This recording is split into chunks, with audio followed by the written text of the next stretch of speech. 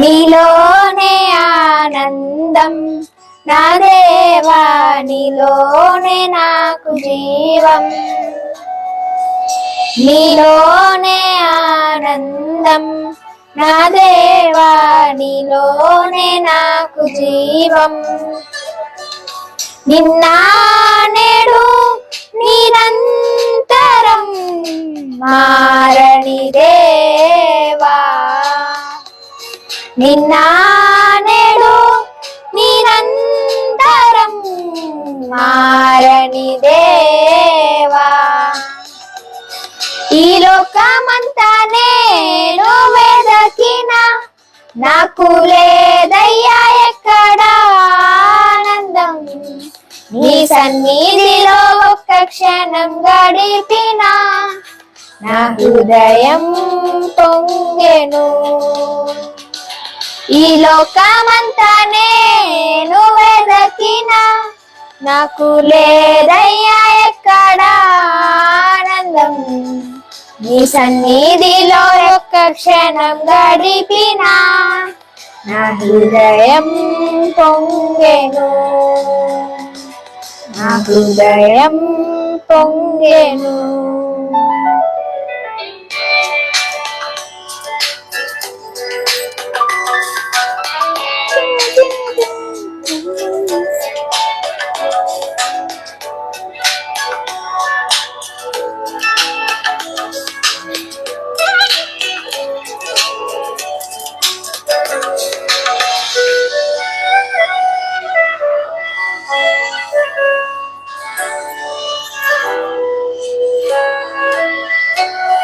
ఈ లోకం ఒక మాయని తెలుసుకున్నాను, ఏది నా సొంతం కాదనుకున్నాను. ఈ లోకం ఒక మాయని తెలుసుకున్నాను, ఏది నా సొంతం కాదనుకున్నాను. తప్పిపోయిన కుమారుని నేనైతే నా కొరకై నిరీక్షించే తండ్రి నా యేసు. తప్పిపోయిన కుమారుని నేనైతే నా కొరకై నిరీక్షించే తండ్రి నా యేసు. ఈ లోకమంతా నేను వెదకిన నాకు లేదయ్యా ఎక్కడ ఆనందం. నీ సన్నిధిలో ఒక్క క్షణం గడిపిన నా హృదయం పొంగెను. నా హృదయం పొంగెను.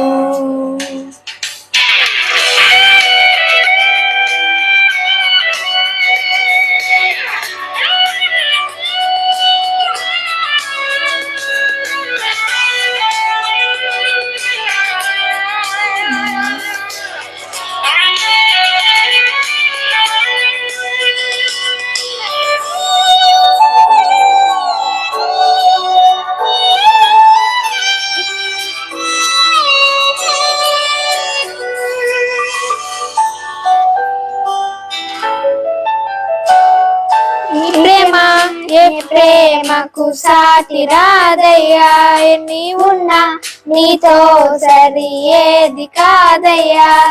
ఏ ప్రేమ నీ ప్రేమకు సాటి రాదయ్యా, ఎన్ని ఉన్నా నీతో సరి ఏది కాదయ్యా. నన్ను మరువని ప్రేమ నీదయ్యా, నన్ను మార్చుకున్న ప్రేమ నీదే యేసయ్యా. నన్ను మరువని ప్రేమ నీదయ్యా, నన్ను మార్చుకున్న ప్రేమ నీదే యేసయ్యా. లోనే ఆనందం నా దేవా, నీలోనే నాకు జీవం. నీలోనే ఆనందం నా దేవా.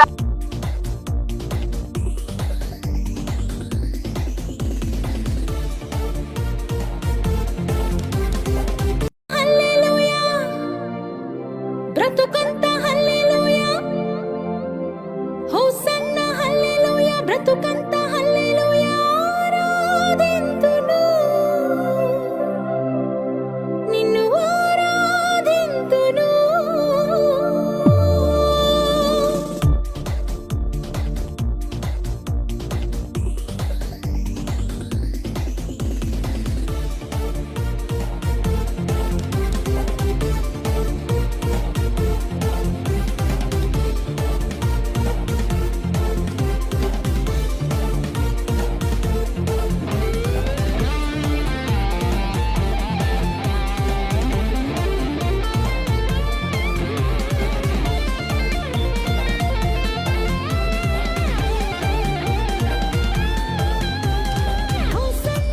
ఈరోజు మనము మట్టల ఆదివారము జరుపుకుంటున్నాం. ఈ గ్రామంలో ఒక 2 ప్రాంతాల్లో మనము దేవుని సువార్తను అందిద్దాము మన సంఘం తరపున. ఈ సమయంలో మనము వెళ్ళక ముందు ప్రార్థన చేసుకుందాం. అందరూ కళ్ళు మూసుకోండి, ప్రార్థన చేసుకుందాం. పరిశుద్ధుడా, మీకు స్తోత్రం నాయన. ఈ రోజు తండ్రి ఎంతో శ్రేష్టమైన రోజు ప్రభా. ప్రపంచమంతా కూడా ఈ రోజు ఈ యొక్క పామ్ సండేలో మేము అందరం కూడా ఉంటుండగా సహాయం దయచేయండి. మేము గ్రామంలోకి వెళ్తున్నాం, సువార్తను ప్రకటిస్తూ ఉండగా సహాయం దయచేయండి. మీరు వారితో మాట్లాడండి. ప్రాముఖ్యంగా ఈ యొక్క గ్రామాన్ని మీరు దీవించండి. ఈ యొక్క మట్టల ఆదివారం రోజున ప్రభా ఈ గ్రామ సువార్తను మీరు దీవించి ఈ గ్రామం చుట్టూ మీ కంచె వేసి కాపాడి ప్రతి కుటుంబ పక్షాన మీరు వ్యాజ్యమాడి ప్రతి ఒక్క కుటుంబంలో రక్షణ భాగ్యం మీరు దయచేయమని, ప్రాముఖ్యంగా మా సంఘాన్ని మీరు దీవించిన ఆయన తండ్రి, మా సంఘంలో ప్రతి కుటుంబ పక్షాన తండ్రి మీరుండి మీ కృప కనికరం వారితో ఉంచమని యేసు క్రీస్తు నామంలో అడిగి వేడుకుంటున్నాను తండ్రి, ఆమేన్. హల్లెలూయా. హల్లెలూయా, బ్రతుకంతా హల్లెలూయా, హోసన్నా హల్లెలూయా, బ్రతుకంతా హల్లెలూయా, ఆరాధింతును, నిన్ను ఆరాధింతును.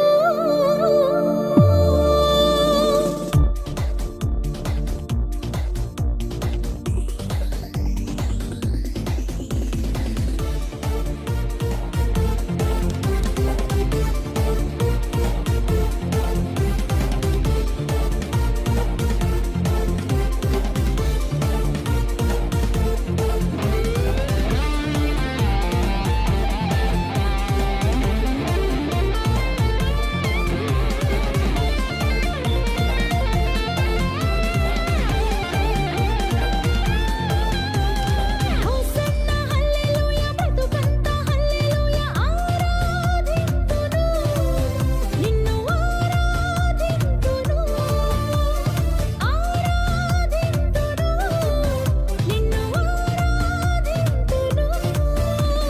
జయము జయము హోసన్నా, స్తోత్ర గీతములు పాడి, జయము జయము హోసన్నా, స్తోత్ర గీతములు పాడి, ఆరాధింతును, నిన్ను ఆరాధింతును,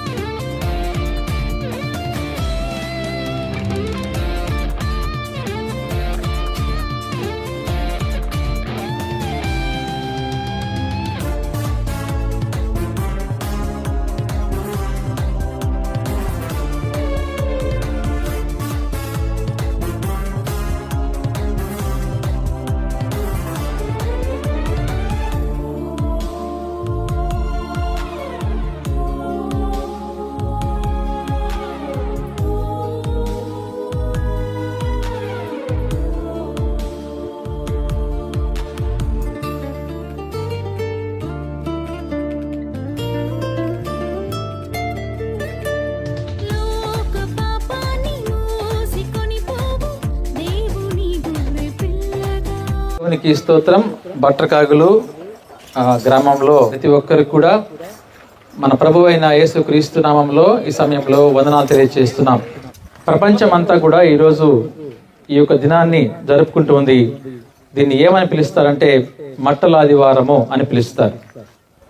అదేవిధంగా ఇంగ్లీష్లో దీన్ని పామ్ సండే అని పిలుస్తారు.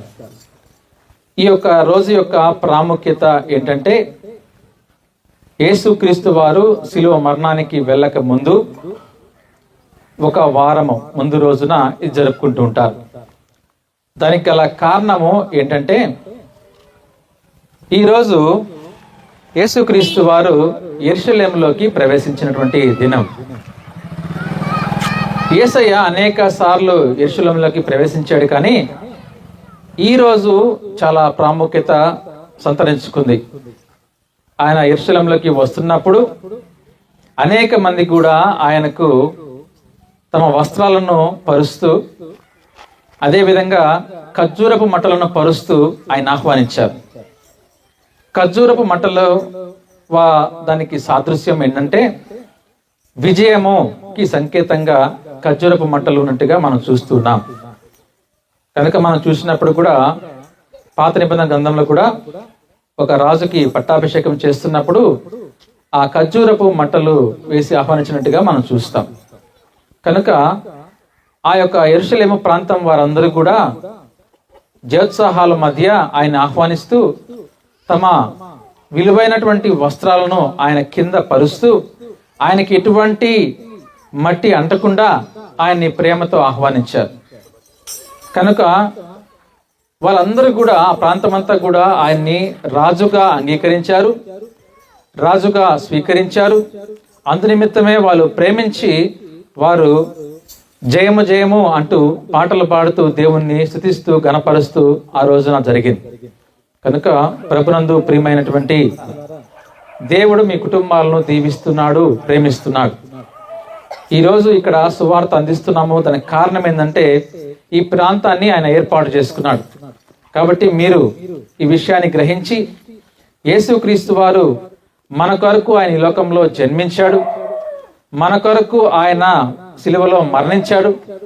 కనుక ఆయన రక్తము వలన మనకి ఈ రోజున పాపాన్ని క్షమించాడు, మన పాపాలు కడగబడ్డాయి. కనుక ఆయన రక్తపు విలువను తెలుసుకొని ఈరోజు మనందరం కూడా ఆయన వైపు తిరిగి చూడాలని నేను కోరుకుంటూ ఈ కొద్ది మాటలు ముగిస్తున్నాం. దేవుడి కాలనీని దీవించును గాక. ఆమేన్. ప్రార్థన చేసుకుందాం. ఈ యొక్క కాలనీ గురించి, ఈ కాలనీ ఉన్నటువంటి ప్రతి ఒక్కరు కూడా దేవుని యందు విశ్వాసం ఉంచాలని, ప్రతి ఒక్కరూ వారు చేస్తున్నటువంటి పని పాటలను దేవుడు దీవించాలని మనము ఈ సమయంలో ఈ కాలనీ గురించి ప్రార్థన చేద్దాం. మన మధ్యలో ఈ కాలనీ గురించి మాధవి గారు ప్రార్థన చేస్తారు. స్తోత్రం స్తోత్రం దేవా, దయగలిగిన నా తండ్రి, కృప కలిగిన దేవా, నీ నామానికే వందనాలు, స్తుతులు, స్తోత్రం ప్రభా నాయన. అయ్యా ఈ ఉదయకాల సమయంలో నా ప్రభా నాయన, ఆయన ఈ కాలనీని ప్రేమించి ప్రభా నాయన ఇక్కడికి వచ్చి నీ బంగారమైన మాటలు ప్రభా నువ్వు మాట్లాడిన విధాన్ని బట్టి వందనాలు, స్తోత్రం నాయన. నువ్వు ఎందు నిమిత్తం నాయన ఇక్కడికి వచ్చి ఉన్నావో, ఈ లోకానికి వచ్చి ఉన్నావో వివరించిన దేవా నీకే వందనాలు, స్తుతులు, స్తోత్రం నాయన. మీ దాసులను చేరినాయన నువ్వు నాయన మాట్లాడి ఉండగా నా తండ్రి మీరే ముందుండి నాయన సహాయం దయచేసినందుకు మీకే వందనాలు, స్తోత్రం నాయన. ప్రభా నీ బిడ్డలు విని నాయన రక్షించబడే భాగ్యాన్ని నీ బిడ్డలకు సహాయం దయచేయమని, విని మర్చిపోక నాయన హృదయంలో భద్రపరిచిన శక్తిని కూడా సహాయం దయచేయమని, నాయన జరిగిన సువార్తను కూడా మీరే జ్ఞాపకం చేసుకోమని నజరేసుక్రీస్తు బతిలాడు గోచారి వేడుకుంటున్నాము తండ్రి. ఆమేన్. ఆమేన్. హల్లెలూయా. హల్లెలూయా. స్తోత్ర గీతములు పాడి జయము జయము హోసన్నా, స్తోత్ర గీతములు పాడి ఆరాధింతును, నిన్ను ఆరాధింతును, నిన్ను ఆరాధింతును.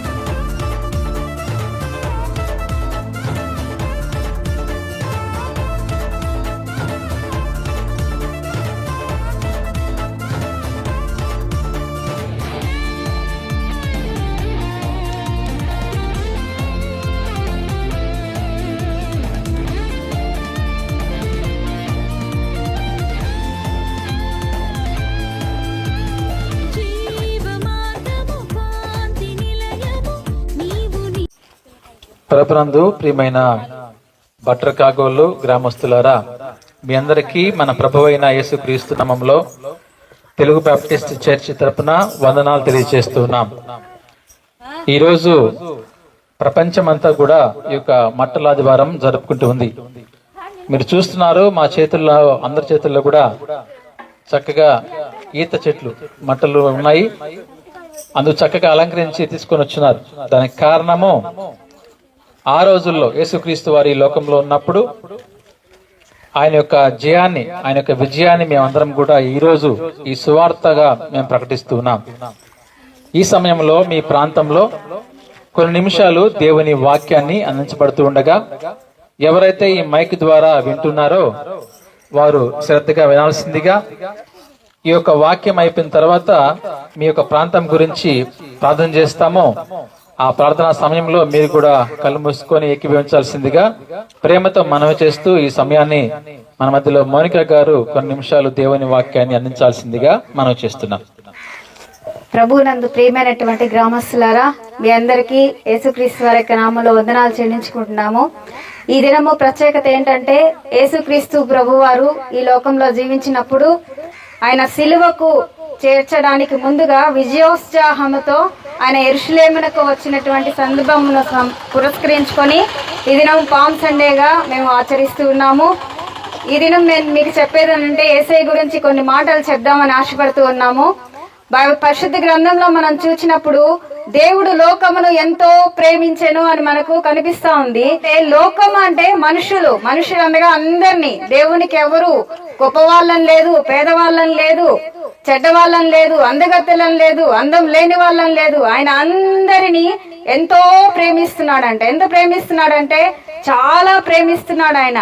ఒకవేళ నీ స్థితి ఈ రోజు ఏ విధంగా ఉందో, నీకెవరు లేరేమో, నిన్ను పట్టించుకునే వాళ్ళు లేరని నువ్వు బాధపడుతున్నావేమో, అనారోగ్యం నిన్ను పీడిస్తూ ఉందేమో, ఒకవేళ నువ్వు అన్ని ఉన్నప్పటికి కూడా, అన్ని ఉన్నాయి, నీకు డబ్బు ఉంది, అన్ని ఉన్నాయి, కానీ నీకు మనశ్శాంతి లేదేమో, నీ మనసులో ఏదో బాధ, ఏదో ఇబ్బందితో నువ్వు బాధపడుతున్నావేమో, ఆ స్థితిని గురించి దేవుడు మనల్ని జ్ఞాపకం చేసుకొని ఆయన మొదటగా మనల్ని ప్రేమించాడు. ఎట్లా ప్రేమించాడంటే ఎంతో ప్రేమించానంట. దేవుడు లోకమును ఎంతో ప్రేమించెను కాగా ఆయన తన అద్వితీయ కుమారునిగా పుట్టిన వాని యందు విశ్వాసముంచు ప్రతి వాడును నశింపక నిత్య జీవం పొందినట్లు ఆయన అనుగ్రహించెను అని చెప్పి మనకు వ్రాయబడి ఉన్నది. అంటే మనల్ని ప్రేమించి యేసుక్రీస్తు ప్రభువారు మనల్ని విడుదల చేయడం కోసమంట ఆయన కుమారుని లోకానికి పంపించాడంట. యేసుక్రీస్తు వారి రూపంలో ఆయన కుమారుని లోకానికి పంపించడం ద్వారా, ఆయన కలువరి సిలువలో చేసినటువంటి త్యాగం ద్వారా మన యేసుక్రీస్తు ప్రభువారు ఆయన ఈ లోకానికి వచ్చి ఆయన రక్తాన్ని చిందించడం ద్వారా, కలువరి సిలువలో ఆయన రక్తాన్ని చిందించడం ద్వారా ఆయన మనకు రక్షణ దయచేస్తున్నారు. ఈ దినం మీరు ఏమి చేయాల్సిన అవసరం లేదు. నాయనా యేసుక్రీస్తు ప్రభువా, మీరు నేను పాపినయ్యా, నా హృదయం బాగలేదు, నేను ఎంతో దిగులుతో ఉన్నాను, బాధతో ఉన్నాను, నాకు మనశ్శాంతి లేదు, నీవు దేవుడు అంట, ఒకసారి నా హృదయంలోకి రానైనా, నీ రక్తంతో నన్ను కడుగు ప్రభువా అని మీరు అడిగినట్లయితే ఆయన మన హృదయంలో రావడానికి సిద్ధంగా ఉన్నాడు. అదేవిధంగా మనల్ని రక్షించడానికి ఆయన సిద్ధంగా ఉన్నాడు. కాబట్టి రక్తము చిందించకుండా పాపక్షమాపణ జరగదు. ఆయన చిందించిన రక్తం ద్వారా మనకు రక్షణ, పాపక్షమాపణ. ఎందుకంటే మేము ఒక పండును గురించి రుచి చూచి ఉంటే మనం ఏం చెప్తాము, పలానా దగ్గర ఆ పండు కొన్నాము, చాలా బాగుంది, మామిడి పండ్లు అక్కడ కొనండి అని చెప్తాం కదా. అదే విధంగా మేము ఒక రుచి చూచి ఉన్నాము. ఏమి రుచి చూచి ఉన్నామంటే మేము దేవుని యందు సంతోషాన్ని మేము రుచి చూచి ఉన్నాము. దాన్ని మీకు తెలియచేయాలనేటువంటి ఉద్దేశంతో ఈ దినము ప్రయాసతో మీ మధ్యకు వచ్చి ఉన్నాము. కనుక మీరు ఏ పరిస్థితిలో ఉన్నప్పటికీ మీరు యేసుక్రీస్తు ప్రభువారిని నిజ రక్షకుడిగా అంగీకరించినట్లయితే ఆయన కార్చిన రక్తం ద్వారా మీకు విడుదల వస్తుంది, మీకు మనశ్శాంతి వస్తుంది. ఒకసారి యేసయ్య నామములో మీరు ప్రార్థన చేసినట్లయితే ఆయన మీకు మనశ్శాంతిని ఇస్తాడు, మీకు రక్షణ దయచేస్తాడు. మేము ప్రకటిస్తున్నటువంటి యేసుక్రీస్తు ప్రభువారు 2000 సంవత్సరాల క్రితం ఈ లోకానికి వచ్చి ఆయన ప్రాణాన్ని చిందించడం ద్వారా మనకి రక్షణ దయచేశాడు. అంతమారు చనిపోయిన తర్వాత స్వర్గం ఉంది, నరకం ఉంది. స్వర్గానికి వెళ్ళాలంటే యేసు రక్తము ప్రతి పాపము నుండి మనల్ని పవిత్రులుగా చేయనని పరిశుద్ధ గ్రంథం తెలియజేస్తుంది. యేసుక్రీస్తు వారిని నమ్ముకుంటే, అద్వితీయ కుమారుడిగా పుట్టిన వారి యందు విశ్వాసించి వారికి ఏమిస్తాడంట, నిత్య జీవం ఇస్తాడంట. కాబట్టి మనము చనిపోయినప్పటికీ కూడా స్వర్గం చేరాలంటే ఎవరిని నమ్ముకోవాలంటే యేసుక్రీస్తు ప్రభు వారిని నమ్ముకున్నామంటే మనకి స్వర్గానికి మనము ఖచ్చితంగా వెళ్ళగలము. ఈ మాటలు మిమ్మల్ని మిమ్మల్ని దీవించును గాక. మీ అందరి కోసం మేము ప్రార్థన చేస్తాము. మీ స్థితి ఏదైనప్పటికీ మీరు యేసుక్రీస్తు ప్రభు వారిని మీ హృదయంలో ఒకసారి, నాయనా నువ్వు దేవుడు అంటయ్యా, ఒకసారి నా స్థితిని నువ్వు గమనించినైనా, నాకున్న బాధలను నువ్వు తీసివేనైనా మీరు ప్రార్థన చేసినట్లయితే ఆయన మీకు మంచి నెమ్మదిని దయచేస్తాడు. ముఖ్యంగా మీకు మనశ్శాంతినైనా దయచేసే దేవుడు. అట్టి కృప మీ అందరికీ దేవుడు అనుగ్రహించును గాక. ఆమేన్. చక్కని వాక్య భాగాన్ని మనము విన్నాము. ఈ సమయంలో ఈ వాక్య ఫలింపు కొరకు మన మధ్యలో లలితమ్మ గారు ప్రార్థన చేస్తారు. పరిశుద్ధుడా పరిశుద్ధుడా పరిశుద్ధుడా, ప్రేమ కలిగిన తండ్రి, గొప్ప దేవుడా, నీ కొందనాలయ్యా, స్తోత్రాలయ్యా. అవును ప్రభువా, మేము పాపలో నాయనా, ఈ లోకంలో ప్రతి బిడ్డ పాపేనని నాయనా మేము అనబడి ఉండగా ప్రభువా, నువ్వు నాయనా పరిశుద్ధుడివి, పరిశుద్ధంతో నాయనా నువ్వు జన్మించిన దేవుడివి అయా. అయా ఈ పాపుల కొరకు నాయనా రక్తం కార్చి నాయనా నీ ప్రాణాన్ని అర్పించి ఆయా కలవరి సిలువలో నాయనా ప్రాణాన్ని వదిలినప్పుడు కూడా, ఇంకా కాసేపటికి వదులుతానన్నప్పుడు కూడా నిన్ను బంధించి నిన్ను కొట్టి నాయనా నిన్ను హింసించిన వాళ్ళని కూడా నా తండ్రి వాళ్ళు ఏమి చేస్తున్నారో వాళ్ళు ఎరుగరు గనక వాళ్ళని క్షమించమని బతిమాలుకున్నావు ప్రభువా. నీది ఎంత గొప్ప మనసు నాయనా. ఈ మనసుకు నాయనా ఏమిచ్చి మేము రుణం తీర్చుకోగలం ప్రభువా. గొప్ప దేవుడా నీ వందనాలు. ఈ పాపుల కొరకు నీ రక్తాన్ని ఆఖరి బొట్టు దాకా నాయన కార్చి నాయన మమ్మల్ని రక్షణ తెచ్చినందుకు నీకు వందనాలు స్తోత్రాలు చెల్లించుకుంటూ, ఇంకా తెలుసుకోలేని బిడ్డలు ఉన్నారు నాయన, నశించిపోతున్నారు. అటువంటి బిడ్డలకు కూడా నాయన నువ్వే గొప్ప దేవుడు అని తెలుసుకొని ఆయా నీ సన్నిధిలో ఆయా నిన్ను ఆరాధించే బిడ్డలుగా, నీ సన్నిధికి వచ్చే బిడ్డలుగా, ఆయా పాపాన్ని కడుక్కునే బిడ్డలుగా వాళ్ళని క్షమించమని నజరేడైన యేసయ్యని అడిగి ప్రార్థన చేసి ఏడుకుంటున్నాము తండ్రి. ఆమేన్. ఆమేన్. దేవుని స్తోత్రం. పాట పాడుచుండగా మరొక ప్రాంతానికి వెళ్దాం. హల్లెలూయా. బ్రతుకంతా హల్లెలూయా, హోసన్నా హల్లెలూయా, బ్రతుకంతా హల్లెలూయా, ఆరాధింతును నిన్ను ఆరాధింతును.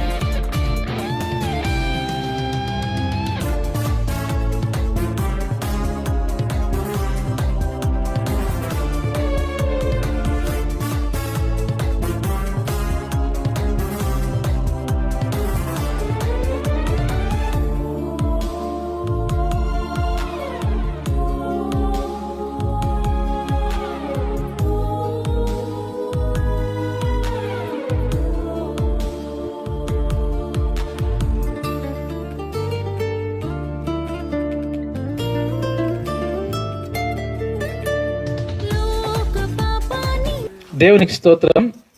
ఈ సమయంలో కొన్ని మాటలు ఇక్కడ మనం ధ్యానించుకుందాం. యేసుక్రీస్తు వారు యెరూషలేముకి ప్రవేశిస్తున్నప్పుడు ఆ సమయంలో ప్రతి ఒక్కరు కూడా వాళ్ళ యొక్క వస్త్రాలు పరుస్తూ ఆయన ఆహ్వానించారు. అయితే ఆయన ఒక మాట చెప్పాడు. ఏం చెప్పాడంటే, అక్కడ ఒక గాడిద కట్టబడి ఉంది, విప్పండి అని చెప్పాడు. ఆ గాడిదను విప్పుకొని రండి. అడిగితే ఏం చెప్తున్నారు, ఇది యేసయ్యకి కావాలా అని చెప్పారు. కాబట్టి ఆ గాడిదకు విలువ లేదు. ఆ రోజుల్లో దేవుని వాక్య ప్రకారంగా మనం గమనించినప్పుడు గాడిదకు విలువ లేదు. కానీ దేవుడికి ఎవరు కావాలా? ఆ గాడిదే కావాలా. అంటే ఈ లోకమంతా ఆ గాడిదను ద్వేషిస్తుంది, కానీ దేవుడు ఆ గాడిద, ఆ జంతువును ప్రేమిస్తున్నాడు. అలాగే ఈ రోజున మనల్ని కూడా ఆయన ప్రేమిస్తున్నాడు. మనందరం పాపులమే, మనం పాపంలో జన్మించాం. అయినప్పటికీ ఆయనకు మనం కావాలి. ఆయన మనల్ని ప్రేమిస్తున్నాడు.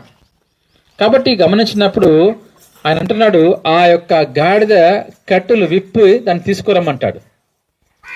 మనం చూసినప్పుడు ఆ కట్టులు ఏమైతే ఉన్నాయో, ఆ తాళ్ళు ఏమైతే ఉన్నాయో, అవి పాపానికి సాదృశ్యంగా ఉన్నాయి. వాటిని విప్పాలి అంటే మన జీవితంలో మనం కూడా వాటిని విడిచిపెట్టాలి. ఎప్పుడైతే మనం విడిచిపెడతామో మనలోనికి ఆయన ప్రవేశిస్తే ఆ విలువ చాలా గొప్పగా ఉంటుందనేది మనం గ్రహించాలి. ఎప్పుడైతే ఆ గాడిద మీద ఆయన ఎక్కి కూర్చున్నాడో వెంటనే ఆ గాడిదకి ఏమొచ్చిందండి? విలువ వచ్చింది. అప్పుడు దాకా ఆ గాడిదని ఎవరు పట్టించుకోవాలా. అయితే ఎప్పుడైతే ఆ గాడిద తేబడిందో వెంటనే వాళ్ళు ఆ గాడిద కాళ్ళకు మట్టి కాకుండా బట్టలు పరిచారు, వాళ్ళ యొక్క వస్త్రాలు పరిచారు, తర్వాత ఆ మట్టలు కూడా పరిచారు, ఖర్జూరపు మట్టలు. ఆ రోజుల్లో ఖర్జూరపు మట్టలు పరిచారు. కానీ ఇప్పుడు మనకు ఖర్జూరపు మట్టలు లేవు కాబట్టి మనం ఏం పెట్టుకున్నాం చేతిలో? ఈత మట్టలు. కాబట్టి ఇవి కూడా విజయానికి సాదృశ్యము. ఈరోజు మనందరం కూడా విజయంతో ఆయన విజయాన్ని మనం ఈ రోజున పురస్కరించుకుంటూ ముందుకు వెళ్తున్నాం. ఎందులో విజయం అంటే ఆయన జీవించినటువంటి జీవితంలో ఆయన విజయాన్ని సాధించాడు. ఎందుకంటే ఆయన ఎక్కడ కూడా పాపము లేకుండా జీవించాడు. అదే విజయం. ఈ రోజుల్లో మనం జీవించగలుగుతామా?